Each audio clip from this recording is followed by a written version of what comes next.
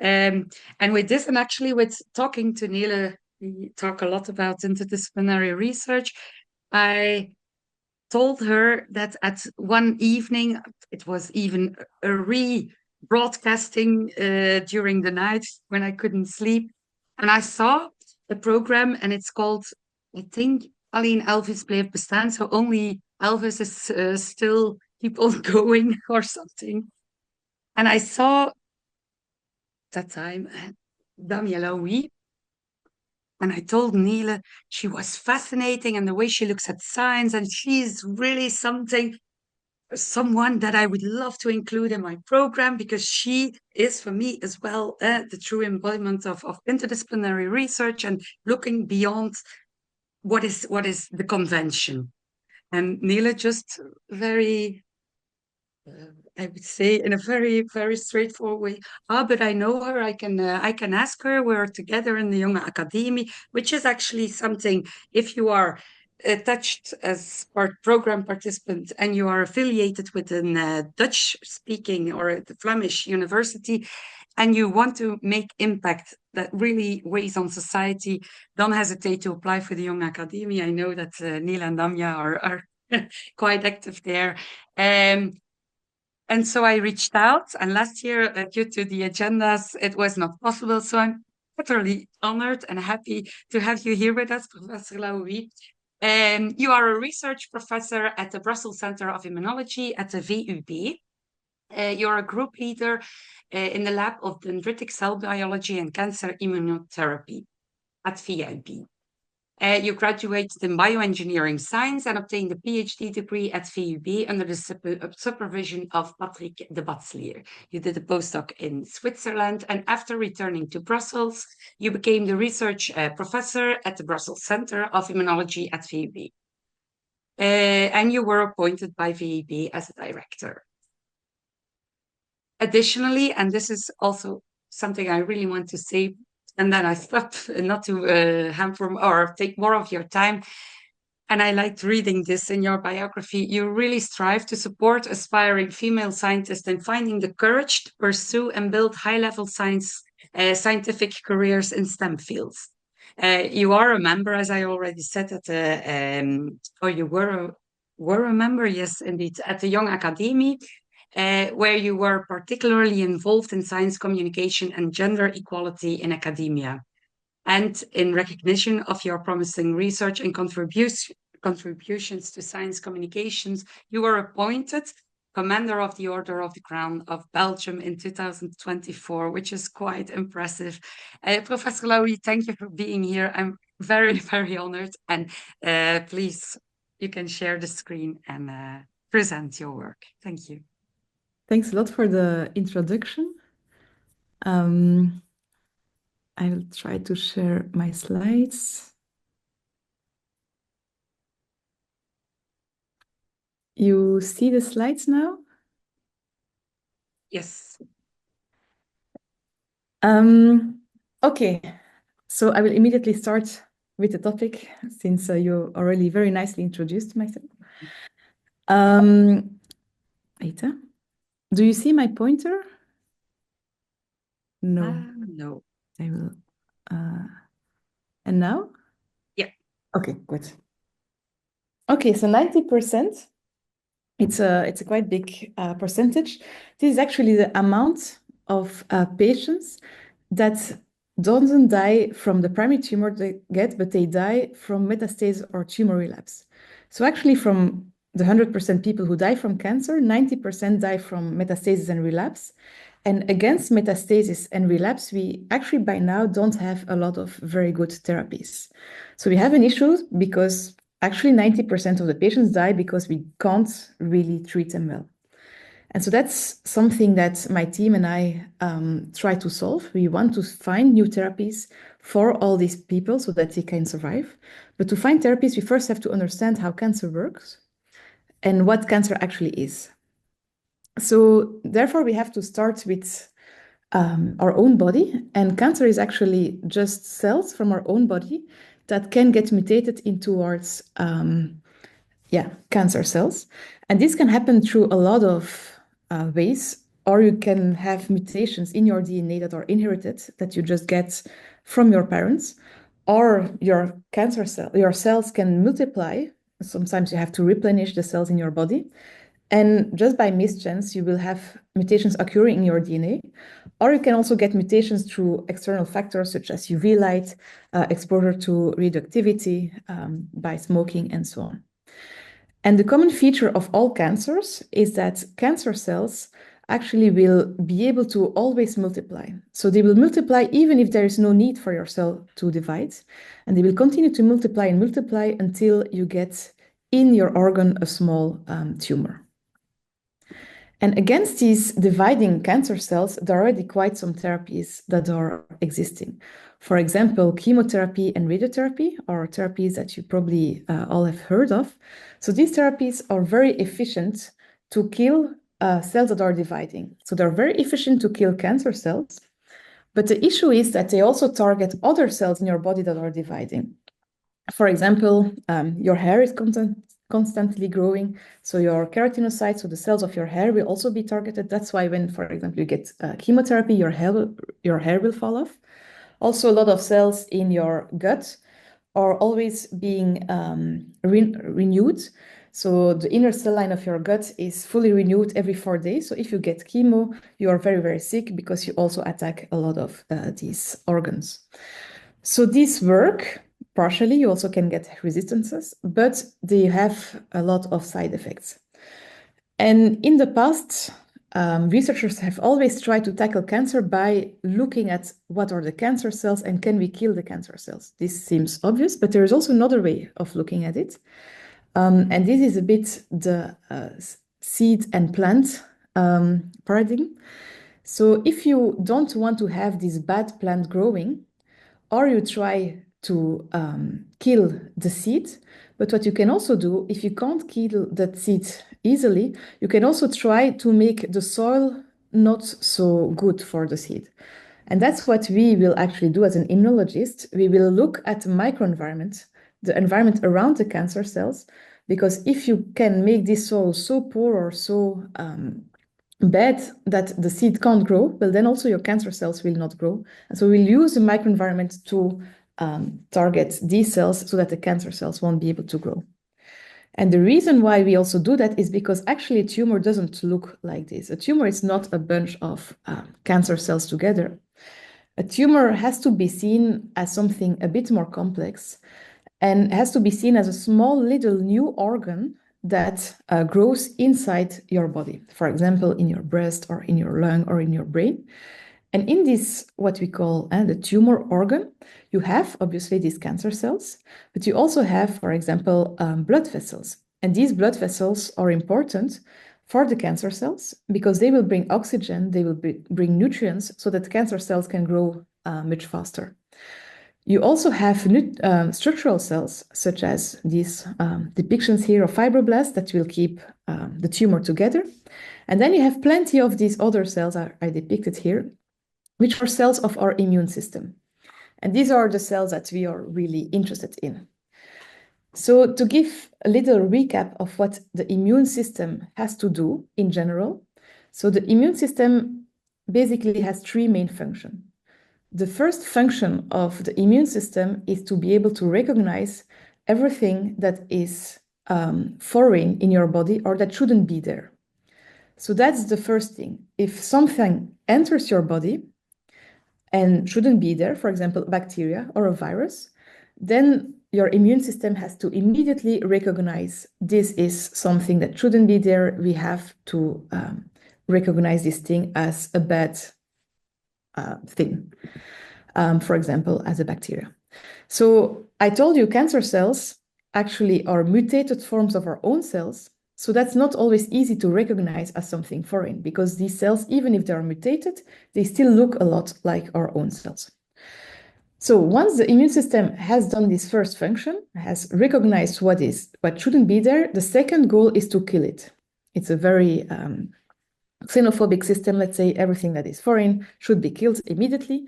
And then the third aim of the immune system is to remember what happened, to create an immune memory, as we say.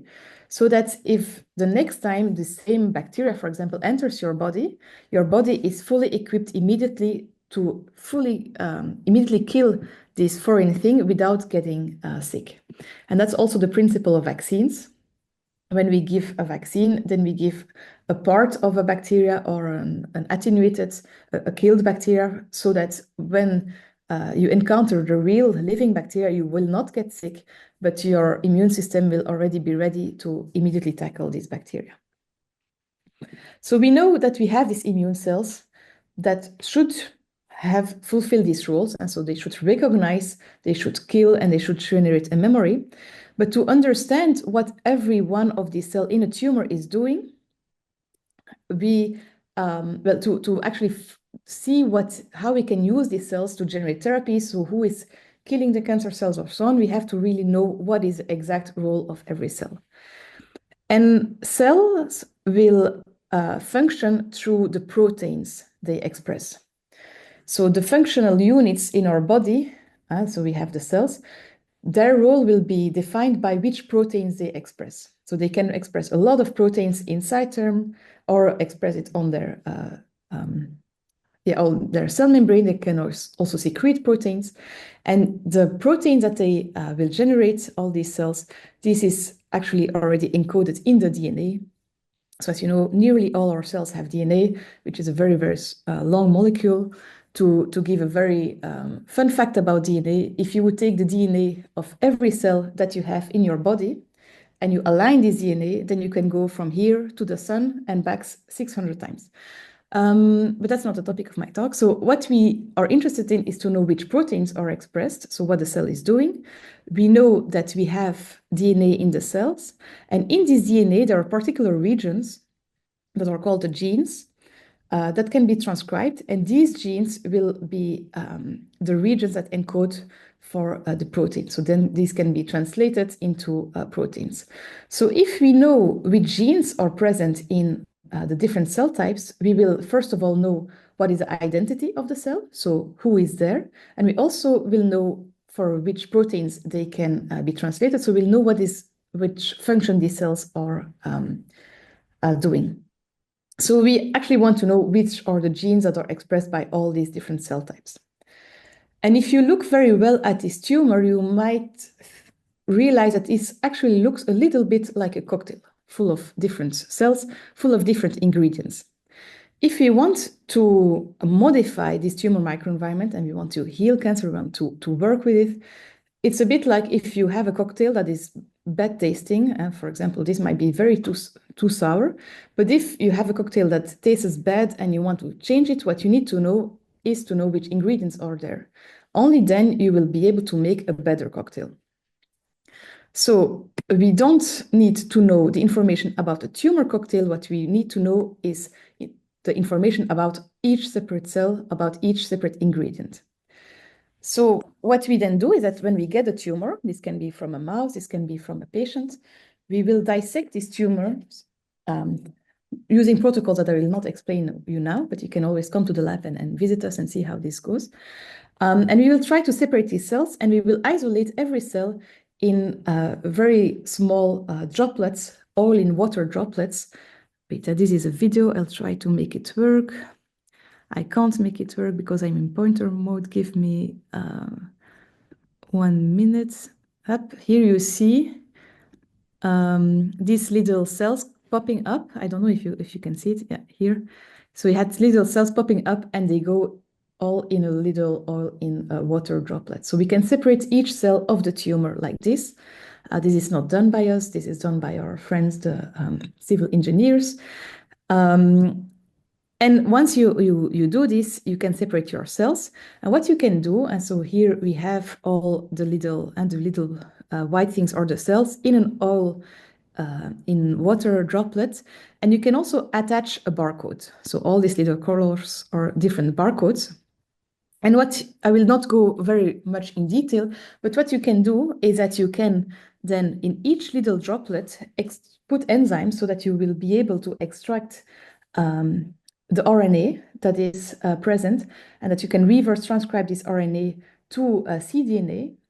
after that, once you have all the cDNAs, this will be barcoded. They will take the barcode. So then you will be able to mix these DNAs and you will know every DNA that is present in the tumor cocktail.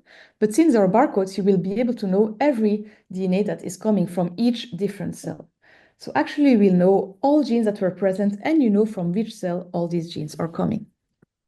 So you have your cocktail, you know every features of these ingredients, you apply some bioinformatics, and what you then will get is different types of information. First of all, you will know exactly which ingredients are there. So you will know that you have Cointreau, you will know that you have some ice, you will know that you have lemons. You will also know the amount of ingredients that you have. So you will see immediately that you have a lot of lemons, maybe too much lemons for this cocktail. And you will also understand the functions because these genes encode for proteins. So you will understand the functions of each ingredient and they will form clusters based on their functions. For example, things that are very sweet will cluster more in these regions. Things that are more vitamin rich will cluster in the lower regions. Things that are not tasting well, or I don't like vodka, that's why I put it with ice. This doesn't have a lot of taste. So they cluster in these regions, alcohol is here. So you will really understand who is there, so which cell type is there, what is this cell doing, and how many of them you have. And this is how it looks when you do it for real with a tumor. For example, this is a lung tumor. And this technique where you apply this is called single cell sequencing, RNA sequencing.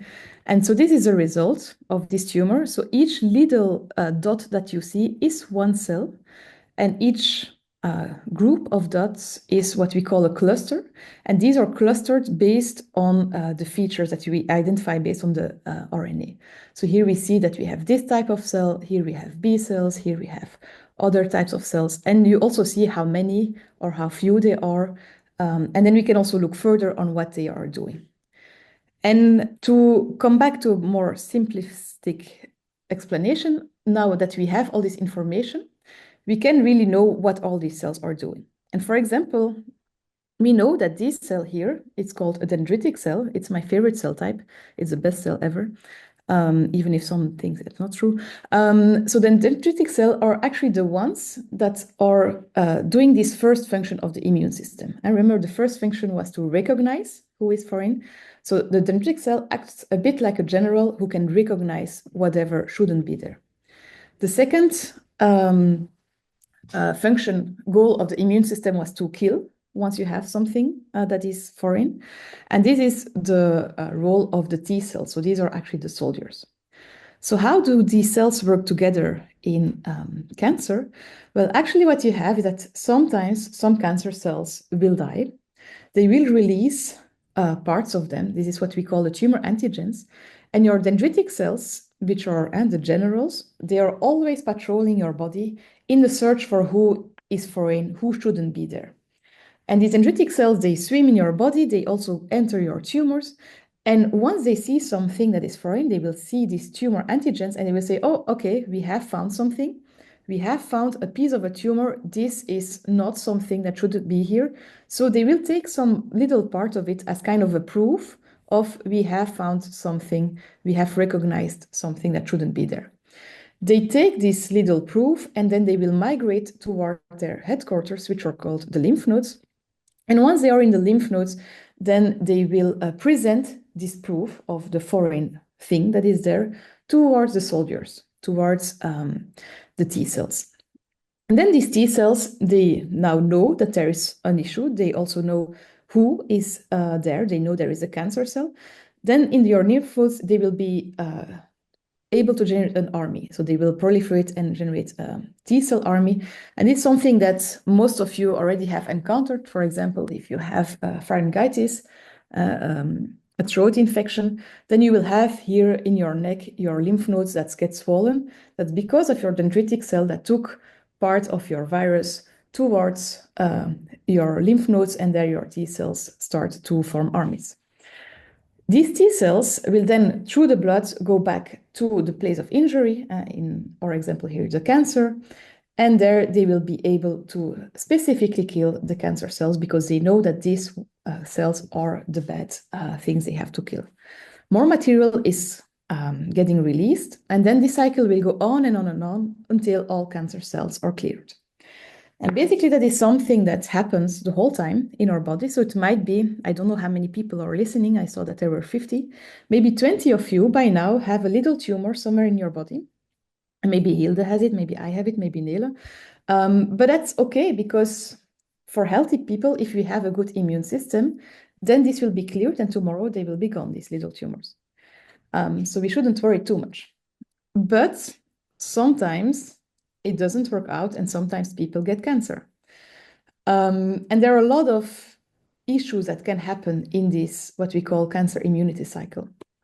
One thing can be that the soldiers, the T cells, don't function well. Another thing could be that the T cells and the soldiers do function well, but that they get suppressed by other things in the environment so that they are not able to do their function. It can also be that these dendritic cells, the generals, are not doing their function. They are not able, for example, to recognize what is foreign. And that's where immunotherapy comes in, which actually only means to boost our immune system to fight cancer. And I showed you 3 examples of problems. I will now explain you for each problem how we could tackle them. If T cells don't function well, there are different ways to tackle this issue. What researchers have found is that T cells, and so I told you, once they know who the enemy is, they will be able to specifically kill these cancer cells. But this can actually also be dangerous for our body because they will kill, and they will also generate some damage. So at some point, our body would also like to stop these T cells to kill. So T cells are also equipped by what we call checkpoints, kind of breaks that will make the T cells stop.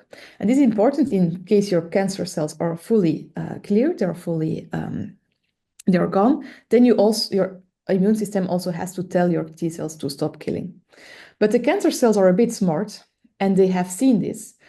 And they will actually, so this is this little break, the PD-1, they will be able to express ligands to, let's say, activate the break so that T cells lose their weapons and are not killing the cancer cells anymore.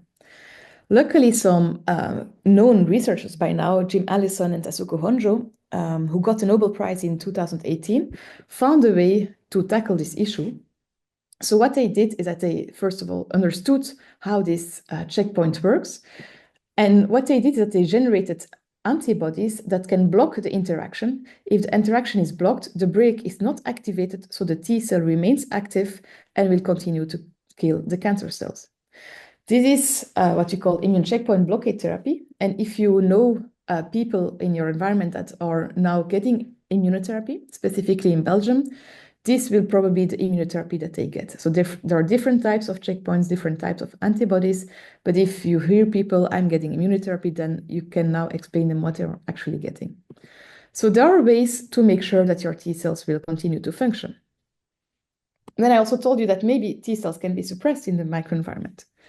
To give you one example on how this can happen, well, in your microenvironment, I told you about the dendritic cells, told you about the T cells. There are plenty of other cells here, and one of them are macrophages, which are actually quite bad guys. And in the tumor context, we call them tumor-associated macrophages, or TAMs. We know that they are bad because when we look at correlations, when we look at how many of these macrophages are present and how this correlates with patient survival, we see that for most of these patient tumor types here depicted in red, if you have a lot of macrophages, it's really bad and it correlates with a bad prognosis. So generally, macrophages are really bad. What we also know is that when we look at the tumor microenvironment, all these clusters here in the middle are macrophages. So you have much more macrophages than, for example, you have of the soldiers of the T cells. So they are really omnipresent in your tumor microenvironment. And if we want to understand what macrophages do, generally what they do in the immune system, well, it's never simple, you have different types. I will take 2 extremes of the spectrum. What you have is that you have one type of macrophages, which is called the M1 macrophage, the first one. Why are these useful? When, for example, I'm now presenting here these slides to you in my computer and I fall down because I'm clumsy and I hurt myself on this pencil, which was not clean. So I will have a wound. there were a lot of bacteria on this pencil. I have a wound now with bacteria. What will my immune system do? They will send macrophages to my wound that will generate an inflammation. So this will become a bit hot. It will swell a bit, and these macrophages will eat my bacteria. That's a very good thing. But this will also generate some tissue damage. Now all these bacteria are eaten. I'm happy, and my M1 macrophages did their job. Now I want my wound to heal again because I have now a wound, but no bacteria anymore. So then my immune system will send another wave of macrophages, the cleaners. So what we call the M2 macrophages, because they come in the second place. And then they will be anti-inflammatory, so they will stop the inflammation. They will heal my wound. They will eat up all the little debris that is remaining, and they will remodel my tissue so that I have, again, a very nice skin here. But if you think in a tumor context, this first one that try to kill everything, they will also try to kill the tumor, which is actually what we want. So they will be the ones that we want to have in a tumor. While these ones that try to repair everything, they will try to repair the tumor organ. So they will make this organ nice, so the tumor will continue to live. So actually we want these green ones and not the yellow ones. We want the M1s. So now I give you two extremes. In immunology, nothing is black and white or green and yellow. And so what we will find in real life, or what we call phenotypes, a bit somewhere in that spectrum. But to keep it simple, we have these bad macrophages here. When we look at what they do, well, first of all, they do indeed suppress the soldiers. So when you have T cells, these macrophages will make sure to secrete cytokines so that the T cells will not be able to kill the cancer cells anymore. What these macrophages also do is that for their survival, they need a lot of oxygen, they need to have nutrients. They will do a process what we call angiogenesis, so they will generate new blood vessels. But they will do this in a very quick way. So they will secrete factors so that the endothelial cells of your blood vessels proliferate, generate new blood vessels. And they will do this in a very, very quick way, not always very efficient. And you know, if you do something very quickly, you don't do it well. So these blood vessels will be generated very quickly, but they will have a lot of little holes inside. And they will look a bit like the highways. I live in Wallonia, that we have typically, full of little holes. The cancer cells, they will see this. They will make use of these holes. They will go inside the blood vessels, jump inside through the holes, and they will navigate and migrate towards other parts of the body. And that's what we call metastasis, and that's when we have an issue. When the cancer cells migrate from the first tumor that they generated to other parts of the body, where they can also make other parts of tumors. And remember my first slides, 90% of the people will die from these things. So we have to do something to block these macrophages in doing that. Then when we look at these macrophages, and we have M1s, we have M2s, both of them can be found in the tumor. These ones are the ones we like. They will kill the cancer cells. These ones are the ones we don't like. They will try to make the tumor remain alive. We also found that they come from the same precursor, which is called a monocyte. So there are two ways of tackling this. So or we try to just kill all of these, or we could also try to make sure that this precursor only forms these good ones and not the bad ones. So we did some research and we tried to find how can we, for example, kill all of these. First, we have to recognize the good ones from the bad ones. And then to recognize them, we can also look at the proteins they express on their surface. And we found that these M2 macrophages, the bad ones, they express certain markers. One of them is macrophage mannose receptor. The name is not important. And what we did is that we generated nanobodies that specifically recognize this receptor so that they will specifically bind on these macrophages. I will not talk about what nanobodies are. If you want more information, these are very small parts of antibodies that can be found in camels and that have actually been discovered by the person who was before me sitting on that chair here, Raymond Hamers and Serge Muldermans. And now I'm sitting on this chair, so I'm a bit proud, but I didn't make such a discovery yet.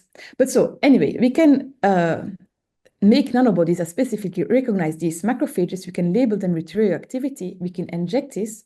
And then we see that these macrophages are specifically labeled. So if we do this in a mouse, I will have again to change my pointer to make the video work.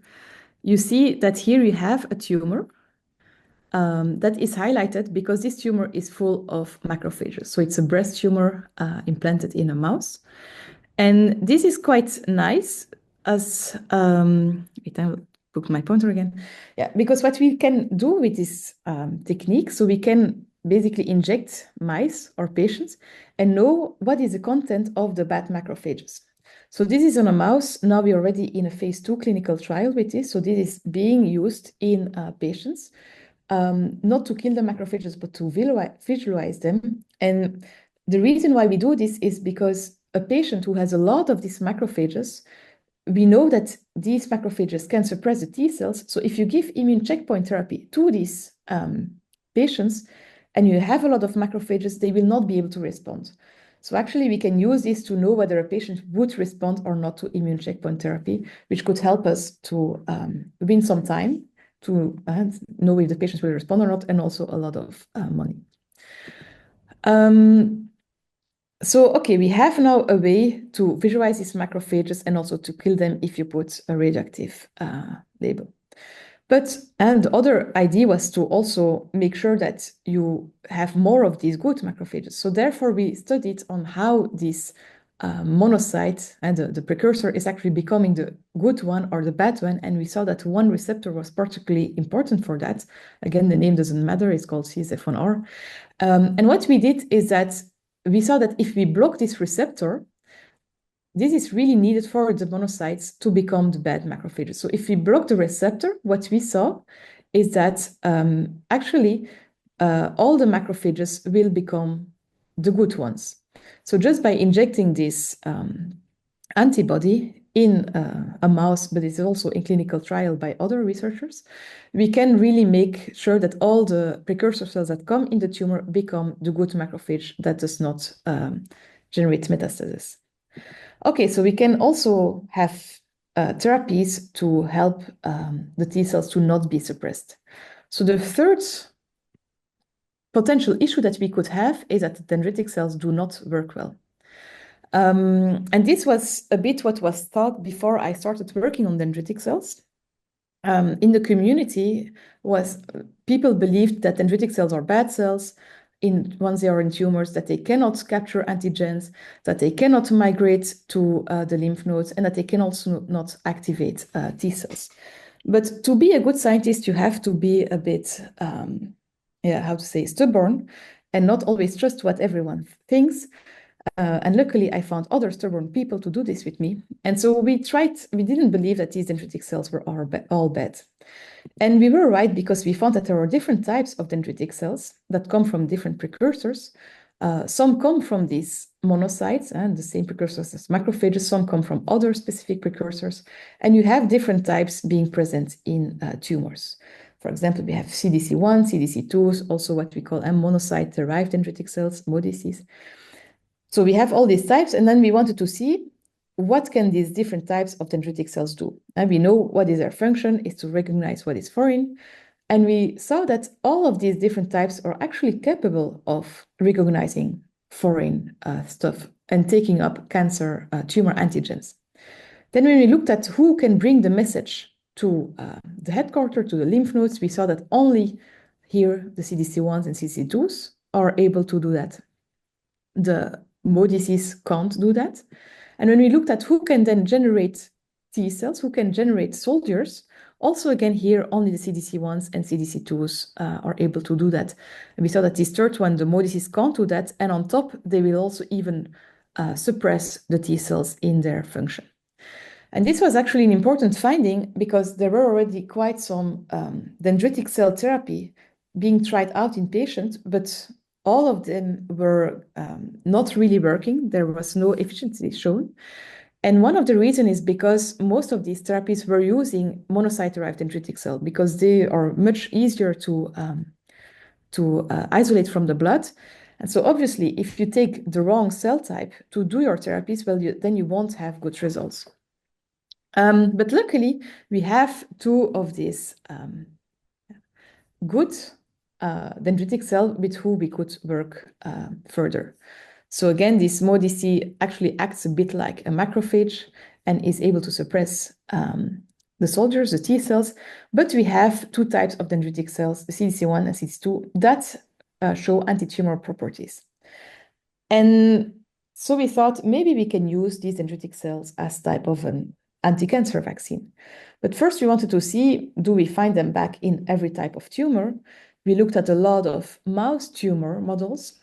These are all different types of mouse tumors, lung cancer, colon cancer, melanoma, and so on. And we see that these CDC1s and the CDC2s, they are being found in all these types of tumors. Mice is nice, but you always have to look at what's the situation in human. We also here looked at plenty of different types of cancers. And here again, and the CDC ones, and one of the good ones is the green one, the other good one is a red one. We find them back in actually all types of tumors that we see. So maybe we can use them for vaccination strategies, since we know that they are present in all tumor types, or at least all tumor types that we have assessed. And this is the first type of experiment that we try to do. So this is the control group.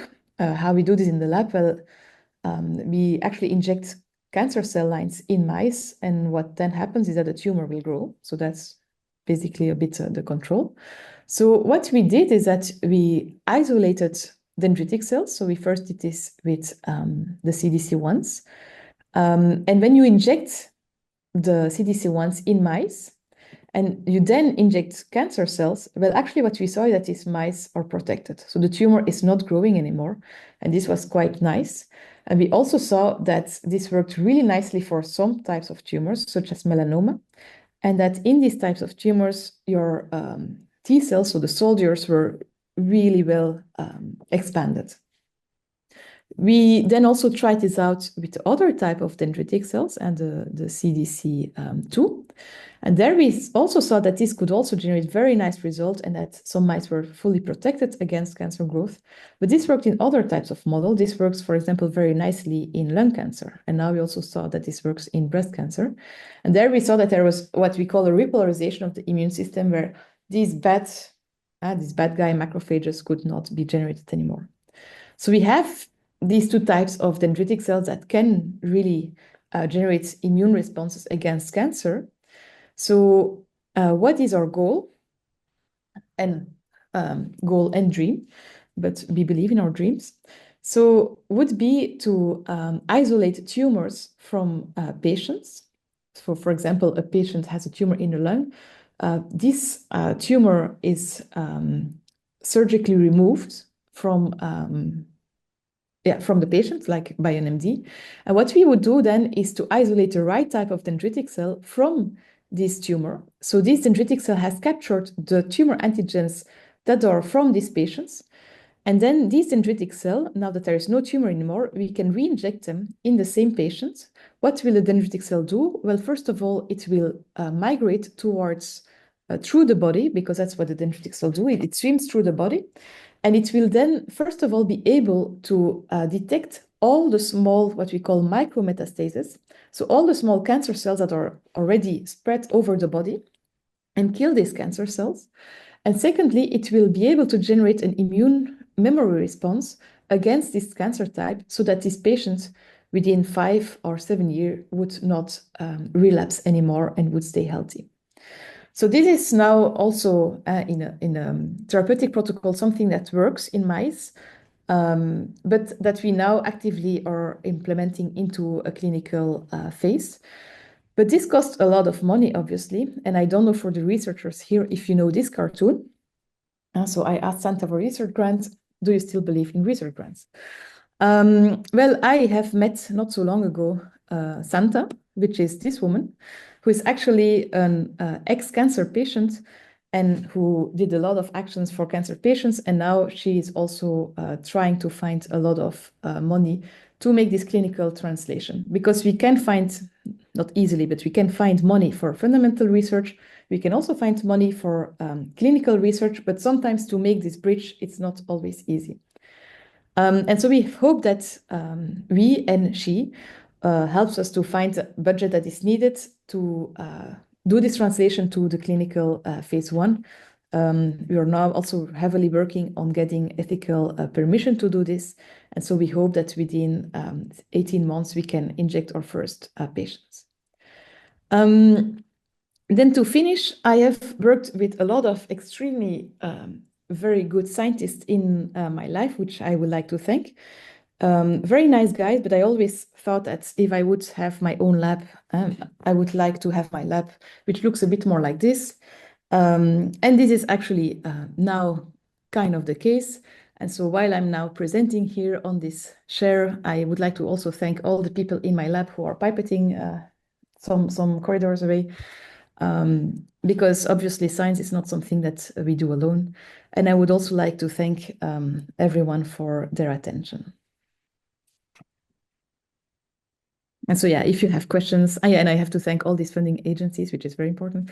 And so if you have any questions, please let me know. Yes, Anna, I'm happy to give you the floor this time.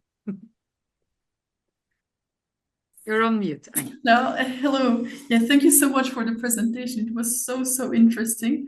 And I was just wondering that maybe this is a reach, but since you mentioned that this reinjection of the dendritic cells will also stay in memory, so they will cause a long-term protection. Could we eventually use them also as a prevention in very high-risk cancer patients? So, I didn't hear the last part. Can we use them? So could we also use them as a preventive mechanism for patients who are at very high risk of cancer but have not developed it yet? Yeah. So actually, no, in the sense that here we isolated dendritic cells from tumors. So, and because these dendritic cells have captured the antigens in a tumor, so we have to have a primary tumor to be able to isolate this. Now, what some companies are doing, and in which we are also involved, so to first answer, I don't think we will ever be able to generate a vaccine that protects against getting cancer, so a prophylactic vaccine. So I don't think ever we'll have a vaccine that says, okay, we give you the vaccine and you will never get cancer. But what a lot of companies are looking at is to look at some mutations that are very common in different patients. And then what you could do is make, for example, a list of the 500, let's say, most common mutations, put RNA that encode for these mutations in, for example, lipid nanoparticles, like the COVID vaccines we have had. And then you can give this proactively and in a prophylactic setting to patients so that they get an immune memory response against all these, let's say, 500 most common mutations. And so if you get a cancer because of one of these mutations, then you're protected against this type of cancer. So this could protect a lot of people, but a lot of cancers also generate from what we call new mutations. So new mutations that are really personal and private mutations that only you have and that we don't know upfront which mutation this will be. So you will never be able to protect the full pan-circations range, but you will be able to protect, let's say, some of the the cancer population, if that was clear. Yes, it was perfectly clear. Well, thank you so much, and I think we're all very eager to and hope that they will go to the phase 3 clinical trials as well. Okay, thanks a lot. There is another question, but I will wait one more second because I don't want to steal their chance to connect with you. Oh, I see. Jaime, you can ask your question. Yes, can you guys see me now? Yes, go. Yes, I was a little bit, I did not expect to be also a panel, a part of the panel and to talk. This is of the course. Yes, thank you very much for your presentation. My master's was also about cancer research and about specifically also about epigenetic modifications. So I was actually curious about more specifically if the single cell sequencing technique can also analyze these epigenetic modifications and how actually the epigenetic modifications as a whole can contribute to cancer heterogeneity. Yeah, tumor heterogeneity. Yes, if I could spell it correctly. Yes. Yeah. So regarding single cell, so what I don't know if maybe you studied this. So for to detect epigenetic modifications, you can do ATAC-seq. Yes. Yes. But you can also do this now on a single cell level. So you can also do ATAC single cell. So you can do ATAC-seq combined with single cell RNA sequencing, where you don't only have the RNA data, but you also have the epigenetic modifications for all of the single cells. And what we have done not so long ago is to reply to your second question. So we have done this in several tumor types. And for example, we have seen that when we look at cells, comparing cells in the tumor with cells in the bone marrow or in the blood, we see that cells in the bone marrow and in the blood already get epigenetically modified only at their epigenome, not yet at their transcriptome, before they go in a tumor. So basically, once you have a tumor somewhere, you have a systemic epigenetic remodification of a lot of cells, for example, monocytes, that will basically prone these cells to pro-tumor profiles. Now, you were also asking about tumor heterogeneity. Yes. Yes. So I know for the immune cell level, it is the case. So epigenetic modifications will be important or will drive some heterogeneity at immune cell level, but for cancer cells, I don't know. So this I will have to ask to my cancer-specific colleagues. Yes, I was very curious about this because I found your presentation very insightful. When I was thinking further, I was like, maybe it's very interesting to know a little more about this as well. Because it's also a topic that I forgot I was so interested in, actually. I did my thesis 2 years ago. So now it's actually, how to say, I'm passionate about it again, and I would like to know more as well as the epigenetics sides of it. Yeah, but it's a very hot topic, so a lot of people are looking at epigenome, so maybe you should look again at it. Thank you very much. Maybe if I have the chance, I would also like to come to visit the lab, maybe. Yeah, in the future. Thank you very much. Thank you. It's very nice. Thank you, Halimi. Eva Delaria, you were next.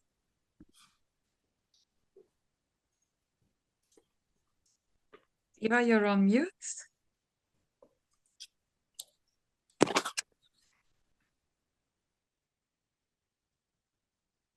Eva?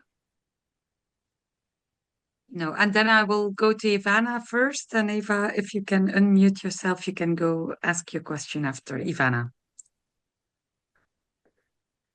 Thank you, Professor Lowy, for your excellent presentation.